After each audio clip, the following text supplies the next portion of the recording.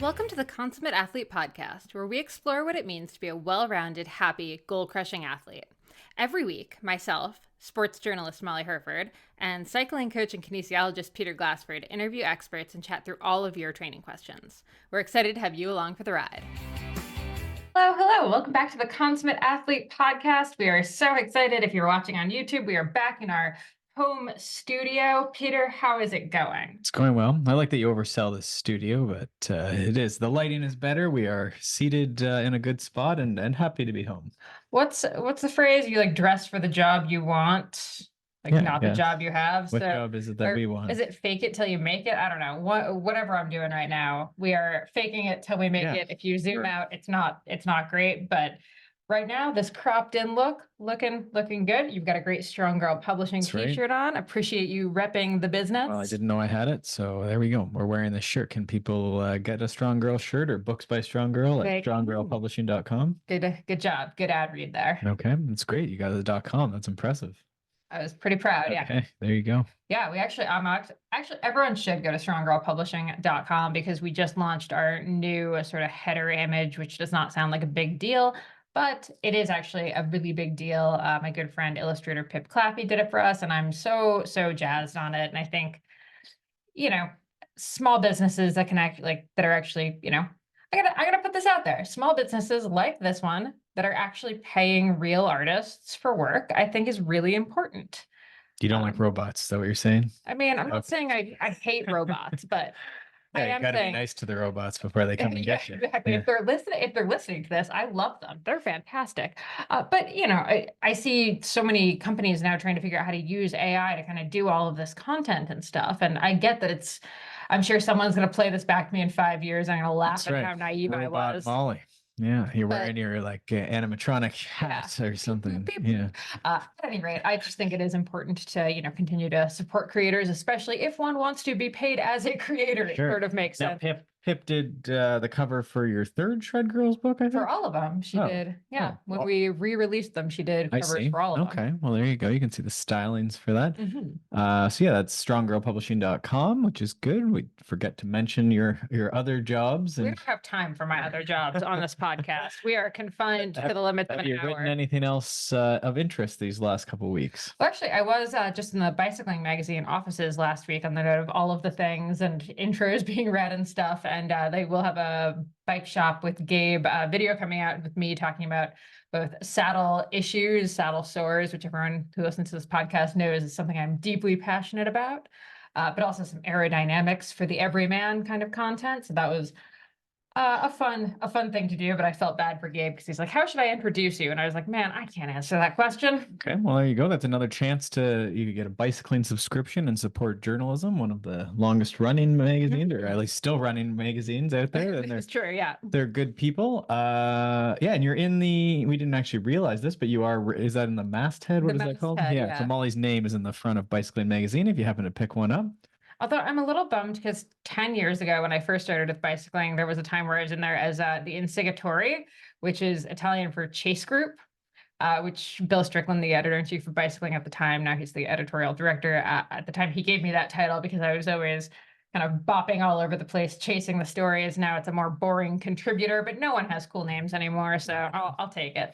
There you go. Well, we're here for another AMA. So we have AMA. I'm jumping between clients. We're here for another Q&A, and this is, which is sort of similar, but not as. These are technically AMAs. You can feel free to ask us anything via Instagram, Consummate Athlete, or over at consummateathlete.com. Sure. And if you could always email us. I think info@consummateathlete.com works if you want to do that. We should double check that. So if you want to help me test that, that'd be great. That has been on your to-do list. But yeah, the messaging works great, and that could be private or not. You don't have to, share who you are or anything like that. I mean, you'd have to tell us sort of on Instagram, but there you go. We're also on Facebook as well. So if that's a place you like to ask those questions, but we have 3 pretty good questions this week.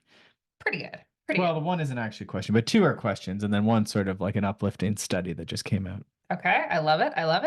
Okay, so the first one is around year-round intensity. I like this. So what do you think about keeping intensity in year-round? It seems like more people are doing Zwift races or track racing or indoor trainer workouts than there used to be. Will they all burn out, or are they onto something? Loving the last part of the question. Probably both and, yeah. Some will, and some. I don't think this is new. I always think about. I used to do when you used to buy a fluid indoor trainer from Cyclops. They'd ship a CTS video, a VHS tape. I think when I first got one, and it had not Chris Carmichael. It had Dean Golich and a bunch of the Trek team. So I think Roland Green and Alison Sider. I think Travis Brown too was in this video, and so they all were positioned on their trainer. And you would put this videotape into your VHS player, and you'd get on your trainer, and you'd just pedal along. And Dean Golich would tell you when to go hard and when to go easy. And they had a little speedometer type thing on the screen that just sort of said like we're in the red zone, and then it would go to the green zone. And I think that was a 5x2 or something. And I don't know, I think I used to do that, once a week or something. Did it have like music in the background or anything? I think so. I think a little bit. And then Dean Golich would tell you, like, I recall, like, mountain bikers have the best pedal stroke, and then they'd have some footage come in, like B-roll of, like Oh. Alison Sider in like a muddy race Nice, climbing, nice. using her smooth pedal stroke. There you go. So that's a little Okay, analogy so or side tangent. all that to say, it's not like the idea of doing intensity indoors or intensity in the winter is actually like that new. It's been around for And I quite mean, some if you time. look at back like running or biking, like classics, you could call it base one or accumulation phase. Running would always have sprints and, these like shorter efforts sprinkled in, strides, that sort of thing. And then in a Joe Friel annual plan, if you went in and got your training Bible, you'd look at a base one and it would have force. So there would be things like, again, sprints and, 5-second this, or like maybe a lower RPM seated drill of some type. Carmichael would have, since we just mentioned them, they would do similar with like their power starts and stomps and this sort of thing. So a lot of it was shorter. There was maybe less of what we see now is maybe more of like a Zwift race where it's like 40 minutes full gas or plus or minus. Like it could be shorter and more intense or longer. I think like I've seen people doing like 2-hour ones, and certainly they go, the sky's the limit, I guess. Sure. So that is new, this like racing, where there's more comparison. I was just there talking to my imaginary friends on the VHS tape. So, it was maybe more controlled and not at that like 10 out of 10 level where Sure. some folks might be finding that. So I don't know. I don't think it's a bad thing. I really think that you probably could, there's this like thing, this linear periodization where we go from like easy to hard, and you don't actually do the race intensity, or you don't actually do the race discipline. I always laugh about mountain biking in Canada. We don't do it for like 8 months of the year, which is really odd when you think about sports, especially as a pro, right? Like it's sort of an odd, you don't do the thing at the intensity or even in the environment. Unless you're lucky to go somewhere. So I think sprinkling it around is okay. Well, and I was going to say, certainly, a lot of how we used to train was based entirely on how pros train or pros trained. And Phil Cabell mentions this in the Midlife Cyclist. But we're sort of the first cohort of masters age athletes who are like truly working normal jobs and also training and taking racing kind of seriously. They're not just tootling around on bikes. So the reality for most of us is like, we can't do what those elite riders used to be doing, which was hours upon hours and hours and hours of base in the winter during their off season, or not off season, during their base building season. They really did very limited intensity because they have the ability to do 30 hours a week on the bike. Right. And that So- is the question then, right? Is what do you do when you only have 8 hours? And you could ride easy for, probably 8 weeks and do 8 hours, but then at some point, your body's going to adapt to that. So then it is, what do you change, right? If you're trying to gradually progress, or, then what is the element that you're going to change And we with sort of this? talked about this a couple of question or Q&As ago, and we talked about like what should you focus on. We sort of said, okay, well, once you've nailed consistency, you're riding regularly, and once you've hit volume and you're kind of maxed out on, maybe not maxed out on the volume you physically could do, but maxed out on the volume that your schedule allows for, like where do you go from there? And the answer is going to be intensity. Yeah, probably. You might get a few blocks there. I always give that challenge where I think most people could actually get fitter and be happier and healthier and more consistent if they did sort of like a Maffetone, block or season where they go, 12 weeks where it's very strict endurance, but most people won't have the, mental tenacity and discipline to just do that, to train under 140 beats or whatever Sure. yours is. So with that said, I think, if you looked at a Joe Friel or like a traditional thing, you'd sort of gradually increase the amount of tempo, and then maybe you do a bit of sweet spot, and then you do maybe a bit of threshold. And so you would be like gradually ramping up the amount and then also the intensity in that plan as spring approached. And I think that's still a great way for most of us to do it. We could probably all get away with, endurance most of the week, maybe some coordination drills, some strides if you're a runner, some spin ups if you're a cyclist, and then gradually build something like a tempo or a sweet spot. Mhm. Now that sort of gets tricky again because this person was asking about something, maybe like really hard VO2 intervals you'll see pop up in some of the Zwift and on these other like trainer softwares where is that, how is that? And I don't really mind that either. I'll a lot of times do VO2 most of the year as well. But I think it's just being careful that the dose is appropriate and you're sort of like doing it for a number of weeks. That's always where I find where it's sort of sporadic, where you're not doing like 4x8 or 5x4, and you're going to take that across 3 or 4 or 6 weeks and sort of learn about the set, get a little better at it and see some progress. So hard the first week, and then the next week you did a little better, and then a little better, and you figure it out.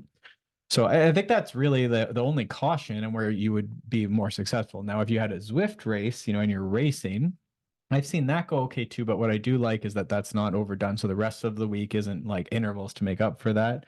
There's a lot of endurance around that. And then probably you'd want to take blocks off of that. I know some of these things work in seasons where it's like 4 or 6 week, every Tuesday night, and then there's a bit of a break, and you could have discipline to sit out some of those. That's probably good advice too, just so you're not like. And this is all assuming that you are going to race a bunch in the summer. If you're not, then I mean you're sort of just moving around the seasons a little bit too. Yeah. Two other things kind of come out of this. One would be rather, maybe before I added intensity, and I'd also be contemplating cross training / strength training. We often talk about the off season is a really good time, base season is a really good time to kind of build up that strength training practice. And, sometimes doing strength on top of intervals, especially if you've never done strength before, can be a lot on your body. So definitely if you haven't started strength and you have any inclination to, off season would probably be the time I'd focus on that versus intensity.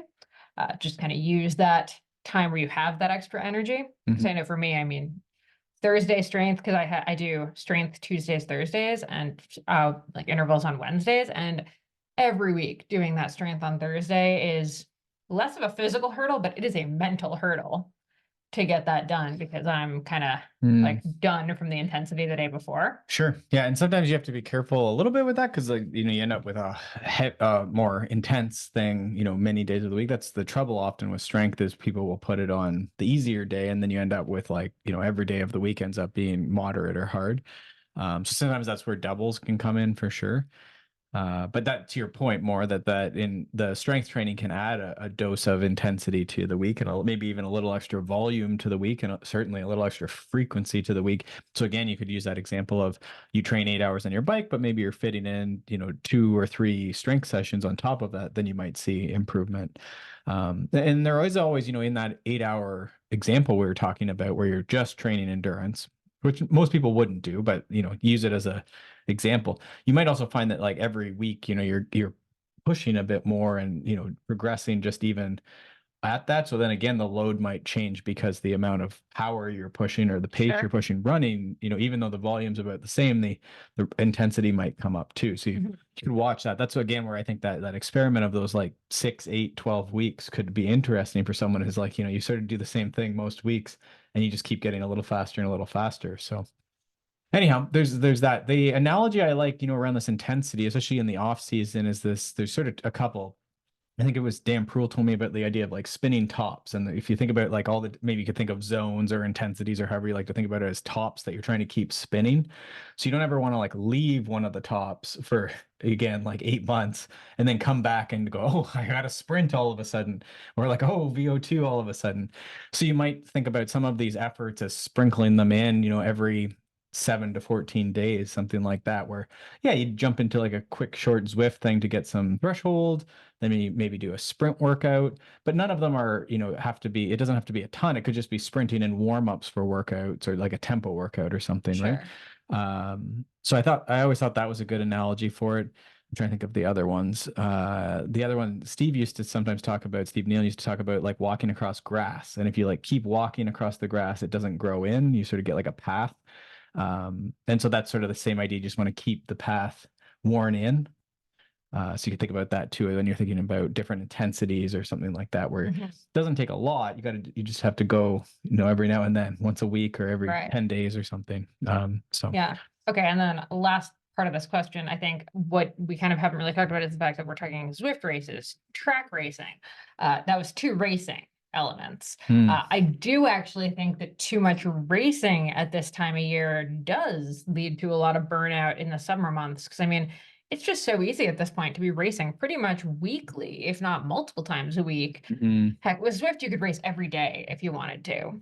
Like, I think there's a real danger of you take a few weeks off in the fall and then suddenly, like, boom, you're back racing. This is the time of year where people are getting a little bit itchy. And, I think it's not bad to do a couple of races, even a few races, but I do think you need to be careful and think towards like what the rest of your season, what you want it to look like. If you have a super stacked summer, say that 10 times fast, then it's probably not the time. Like right now would not be the time to be racing every single weekend, virtually or not, because there still is an element of stress to even a virtual race, right? It's not like, oh, this is a super chill thing I'm doing in my basement. Usually it's fairly stressful. Sure. And I mean, what that usually means is that you're not getting longer rides in or the endurance in. So it comes with a trade-off and a bit of a recovery thing. If you are racing, are you taking a day or two off before that or light before that? Some people might try not to, but again, if those are races you're trying to do well in, there would inevitably be, recovery before and recovery after. So that is sometimes where it's hard to make progress, right? And it's like during the race season, we expect that, but that's the idea is that you accumulate. I sort of like the idea of calling the base season more of accumulation phase. I don't know that I'm saying that word right for some reason. And then you utilize the utilization phase is sort of what we would call like the competition or the, some people might even include the build phase in that. But if you think about your accumulating fitness and then, utilizing fitness. So if you're always utilizing, then it's hard to be actually accumulating. Yeah. I would just be very careful equating intensity or intervals with a race. It's just not exactly the same thing.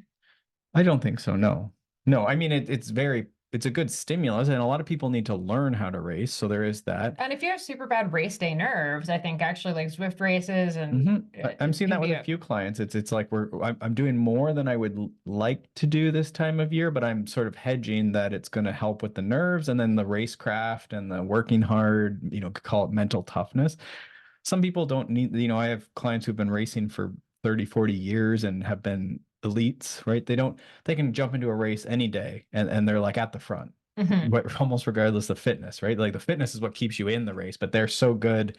They know how to work and when to work and everything else.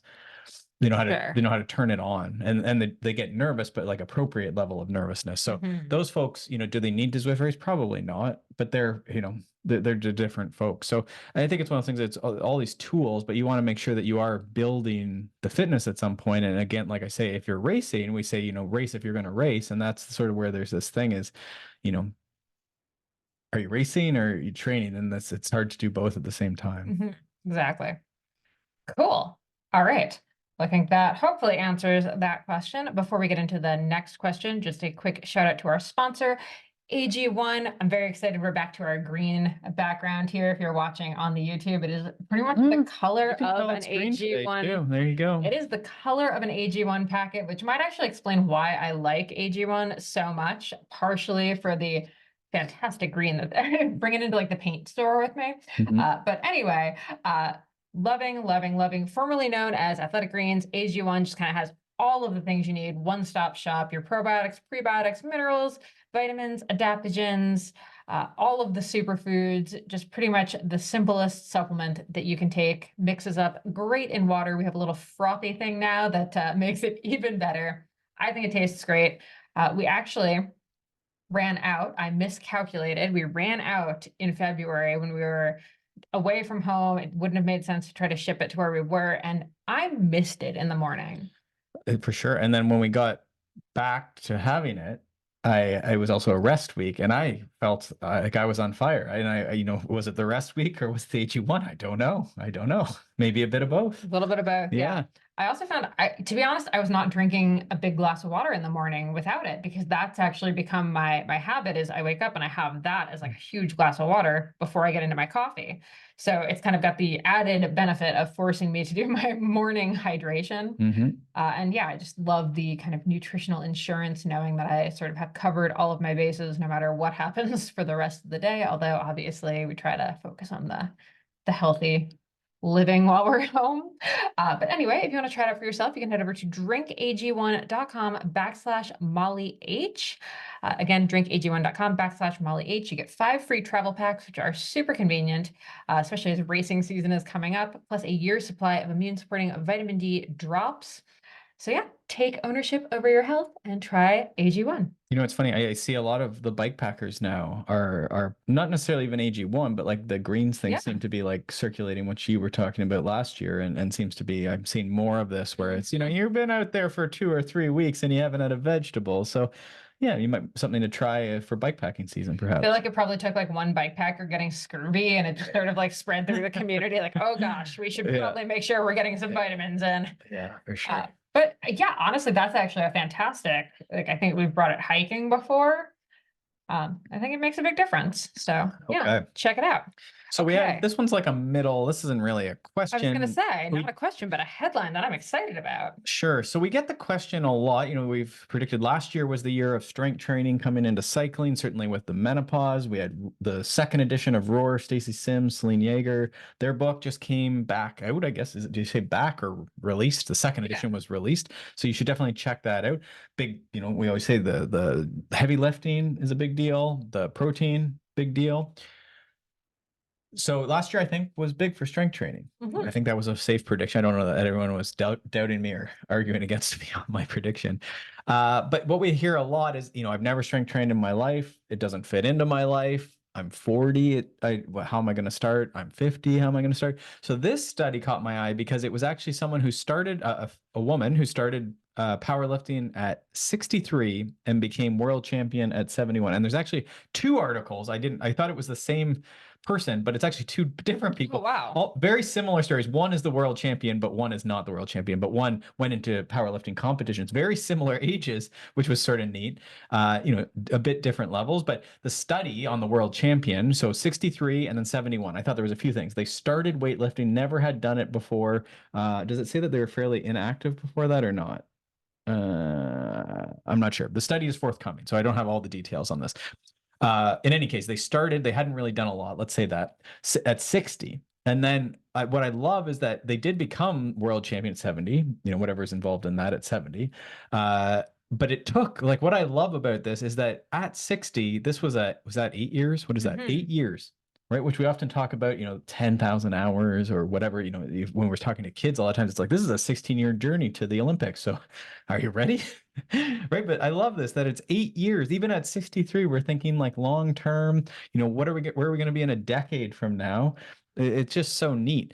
And so I think some of the things we'd love to see out of this is, can you see some of these things? So it's like, Okay, so 63-year-old woman starts powerlifting at 63, world champion by 71, carries 70% less abdominal fat while being 30% more like the muscular. high risk fat, right? You can have body fat, but especially the fat around your midsection. Which, like, hooray for women, that's where we tend to collect fat the most. That's the risky stuff, right around your organs. As far as predisposition to basically anything. Yeah. Right? Like so there you go. And then what was the other? There's 30% more muscular.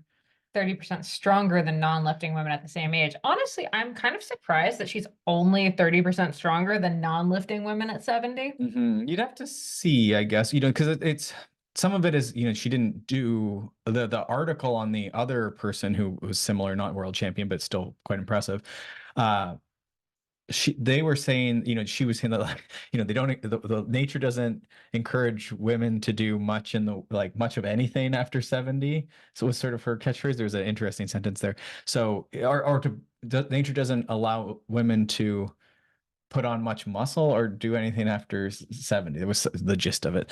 So, this idea that, once they talk even 20 and 30 years old, it's hard to put on muscle. So, at 60 and 70, it's going to be harder. So I think it's pretty impressive with either of them, but especially this world champion, that the 30% was that 10 years where it's very hard to put on a lot. Right. So I'm impressed by the 30% more muscular, but I'm confused about only being 30% stronger. I would have expected like 200% stronger, because like if she can bench like say 90 pounds, does that imply that most 70-year-old women can bench 60? Because I would say most 35-year-old women can't bench 60.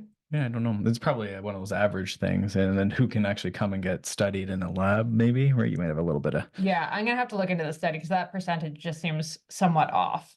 Yeah, I don't know. Seems low. Yeah. Right. I mean, I guess. I mean, I don't know that you're going to get 200%, but it could be. It could be. I mean, those are smaller numbers too, that you're, again, to your point, right? Like you're talking about 60 pounds. So 30% is a fair bit. I guess. Yeah.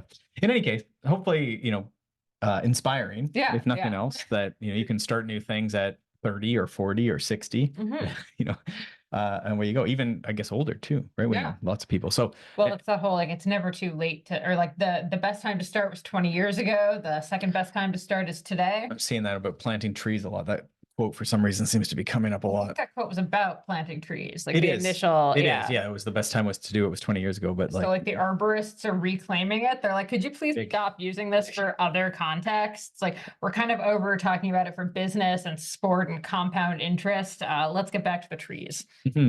So, all right, yeah. So we'll put the links to both the article and then the study, I guess. Cool. Yep. Put them in the show notes. What else do we have? Oh, there's one below that one. Can you scroll down? I'm holding our backdrop up by my elbow here. This is high. So yeah, we've had some issues. I think we've covered this before, but we'll do it again. We'll do a quick hit here. What counts as training? So Training Peaks includes yoga and quote other. So we've had this question a lot about, does shoveling snow count as training? Does mowing the lawn count as training? Hockey. So it's very Canadian questions today. Yeah. Yeah, we'll put a link to the hockey one because I feel like I yelled a lot about that one. Did you say that it didn't count? What was do you remember? No, we were saying it kind of count, or we said it didn't count, but then I also caveated it by like, okay, so if you play a 3-hour hockey game, just because it doesn't count doesn't mean you should do your intensity workout right after hockey. I mean, even an hour, yeah, it's very intense. Yeah. So at any rate, what counts as training? So basically like if you're a bike racer, what do you log in your Training Peaks? Actually, downhill skiing is another one. So especially if you're working with a coach, I guess, just to like kind of keep your Training Peaks clean and make it make sense. Sort of like tax. I see this is often like a philosophical and an accounting question. So you want to align with your coach or whoever you're working with on what, what is your goal and what's important to you. I tend to think of this in a few ways. It's like scheduling, to Molly's point about hockey. If you're at an hour-long hockey thing on Monday night, you probably can't also ride the trainer. Some people can. Some people can fit in a strength session or something that day. But there's a bit of a scheduling. So like you almost need to put it in the calendar if you're working with someone. And then the other consideration is sort of that you mentioned earlier, that frequency, volume, intensity, beginner, intermediate, advanced. So if you're the frequency limited person, I would say you put any movement, any sport, anything that looks like not sitting on the couch should be in that Training Peaks, because you want to be getting that routine of like, I am an active person. I am, a capable person. I can move in a variety of ways. I move often. And that's yoga. I don't even like, if it looks like not sitting on the couch, then I think it's great. And so I think it's more habit establishment than like actual. For those people. Yeah. And I think, is it going to be super representative of a bicycle performance, right? Because that's the ultimate question here is you get into the Training Peak stuff and then you're like the fitness score. And so you'll see some people will log like the dog walk, hockey practice, 5 hours of downhill skiing, and it looks like they did 18 hours of training. And in some ways they were active. They were out in the outdoors doing downhill skiing, but they might have never ridden their bike all week. So now you have 18 hours and maybe it put an intensity from heart rate, right, or pace from like a quote unquote run, but it's a walk, which is good. But again, maybe not the same as running or biking. so it's like it could be misleading. They might have a higher fitness. They might get bumped up to that volume or intensity sort of TSS or load, but they might never ride their bike or very infrequently. Right. You're sort of almost creating a false narrative for yourself So now about you how have fit you accounting, right? are. That's why I call it accounting, because it's sort of like at the end of the year, you made 100,000 and I made 100,000, but you were collecting. I don't. This is insulting, and we can make a better thing, but like you were using monopoly money, right? Or maybe that's unfair. Maybe we use currency. So you were collecting like I was collecting USD and you were Yeah. collecting Canadian. yeah, and who's gonna win? I don't know.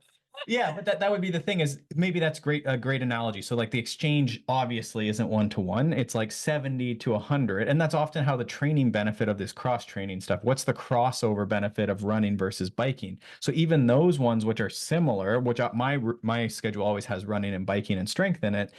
So the running ends up bumping up my fitness or my load. I prefer to call it the chronic load or what people will call fitness score.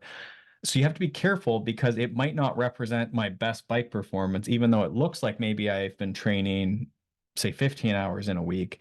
Maybe I was only on my bike for 12. Right, right. So it's tough.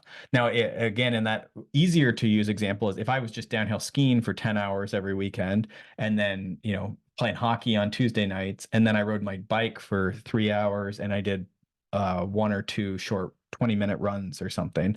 Again, then it gets tricky, right? If we're trying to use that load to predict your performance at the Spring Classic in April or May. Mhm. Yeah.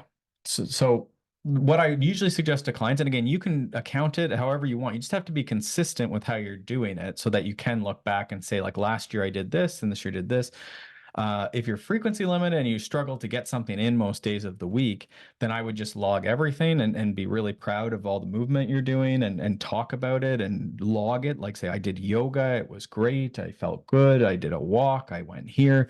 I went, riding with this person. These are the intervals I did. This is the Zwift race I did. I think that's super important for those folks. And then once you get into riding, you're riding those 5 and 6 days a week. Then I think we're going to be maybe a bit more picky. Maybe the walks, we can just count your steps on your watch. We don't need to log walks as a thing. We could keep that separate and then just say like, hey, have you, you're not sleeping well. Have you been getting 10,000 steps in a day? Like, what are your steps looking? You're like, oh no, I've been riding my bike all the time. I never walk.